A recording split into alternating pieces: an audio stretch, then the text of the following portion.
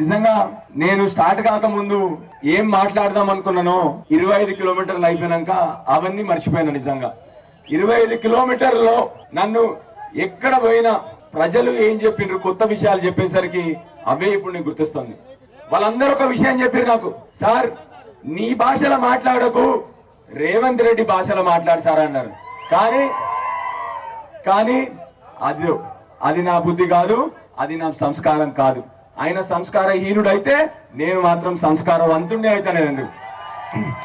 మాకు అది కేసీఆర్ గారు నేర్పించిన విద్య. అక్కడి నుంచి ఇక్కడ నడుచుకుంటూ వస్తుంటే రైతులు ఒకటే చెప్పిండ్రు, సార్ ఆయన భాష మాట్లాడని, కానీ నేను రైతుల భాష మాట్లాడతా. రైతులందరూ ఆడి నుంచి ఇడి వరకు ఒకటే ప్రశ్న అడిగిండ్రు, సార్ కరోనా వచ్చింది, 2 సంవత్సరాలు కరోనా కష్టకాలం వచ్చింది, ఆ రోజు కూడా కేసీఆర్ బంద్ చేయకుండా మాకు రైతు బంధు ఇచ్చిండు, ఈ మొగాడు ఎందుకు ఇస్తలేడు సార్ అని అడిగారు వాళ్ళందరూ కూడా. మహిళలు కలిసిండ్రు, ముసలమ్మ ఏడిచింది, హరీష్ రావుని పట్టుకొని ఒక ముసలమ్మ ఏడిచింది.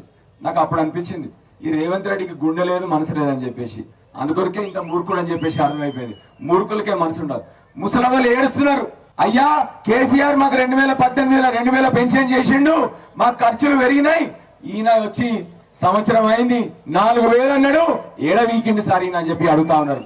విద్యార్థులు వచ్చిండ్రు, సార్ మాకు 5 లక్షల కార్డు ఇస్తాను సార్, మా స్కాలర్షిప్ కూడా దిక్కులేదని చెప్పి వచ్చినారు. ఇప్పుడు మత్స్యకారులు వచ్చిండ్రు, సార్ కేసీఆర్ ఆగస్టు నెలలో మా అందరికి చేపలు ఇస్తుండే సార్, ఇప్పుడు వీళ్ళు నవంబర్ వచ్చింది ఇప్పటికి కూడా చాలా మందం కూడా మాకు చేపలు లేదు సార్, కొద్దిగా మీరు అడుగురు సార్ అని చెప్పి వాళ్ళు వచ్చిండ్రు. గొల్ల కుటుంబాలు వచ్చిండ్రు, ఇట్లా అన్ని రంగాల వాళ్ళు మాకు ఇప్పుడు దారి పొడున వచ్చిండ్రు.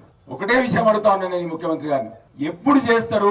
కావాల్సే మా పేగులు తీసుకుంటారా తీసుకోండి, మీరు మమ్మల్ని కొడతారా కొట్టుండ్రి, మా మీద బాంబులు వేస్తారా వేయండి, కానీ మేము మిమ్మల్ని ప్రశ్నిస్తూనే ఉంటాం, తప్పకుండా ప్రశ్నిస్తాం.